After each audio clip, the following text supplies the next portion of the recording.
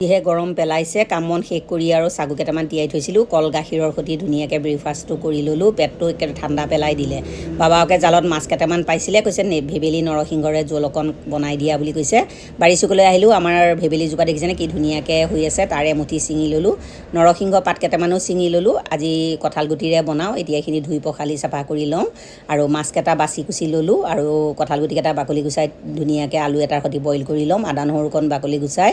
এচামুচ জালুকৰ সৈতে ধুনীয়াকৈ পিচি ল'লোঁ আৰু মিক্সি বাতিটোতে নৰসিংহ ভেবেলী লতাখিনি পিচি তাৰ ৰসখিনি উলিয়াই ল'লোঁ মাছখিনি নিমখ হালধি সানিলোঁ গেছত কেৰাহী এখন বহাই দি তাত মিঠাতেল দি দিলোঁ তেলখিনি গৰম হোৱাৰ পাছত মাছখিনি দি ধুনীয়াকৈ ৰঙচুৱাকৈ ফ্ৰাই কৰি ল'লোঁ মাছ ভজা তেলতে নহৰু কেইফুটামান ভাজি লৈ বইল কৰি লোৱা আলু কঁঠাল গুটি দিলোঁ আদা নহৰুকণ আৰু জালুকৰ পেষ্টটো দিলোঁ জিৰা ধনিয়া নিমখ হালধি দি আলুখিনি ভাজ খাই যোৱাৰ পাছত ভেবেলীৰ ৰসখিনি দি ধুনীয়াকৈ উতলটো আহিবলৈ দিম আৰু জহা বল দুটা মোৰ কাৰণে কাটি লৈছোঁ ইয়াৰে অকণমান গ্ৰেভি অকণ বনাম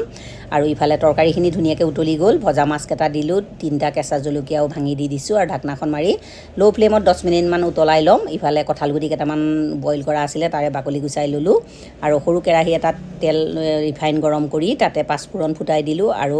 এতিয়া ভোলখিনি আৰু কঁঠাল গুটি দিলোঁ নিমখ হালধি জিৰা ধনিয়া কাশ্মীৰ ৰেড চিলি পাউডাৰ অকণমান দি মিডিয়াম টু ল' ফ্লেমত যেতিয়ালৈকে সিজি নাযায় ঢাকনা মাৰি ভাজি থাকিম আনফালে এতিয়া মাছৰ তৰকাৰীকণো মোৰ ৰেডি হৈ গৈছে আনফালে এতিয়া ভোলৰ ভাজিকণো হৈ গ'ল ফ্ৰাই কৰি লোৱা পনীৰ কেইডোখৰমান আছিলে দি দিলোঁ আৰু মোৰ এতিয়া দুপৰীয়াৰ থালিখন ৰেডি ভেবেলী নৰসিংহৰ মাছৰ তৰকাৰী ভোলৰ গ্ৰেভি ফ্ৰাই মাছ দুপৰীয়াৰ আজি প্লেটখন কেনে পালে জনাব এই প্লেটখন যদি ভাল পায় লাইক কমেণ্ট ছাবস্ক্ৰাইব শ্বেয়াৰ কৰি দিব মোৰ পেজটো ফ'ল' কৰি দিব দেউতাকক এতিয়া খাবলৈ দিছোঁ বাই।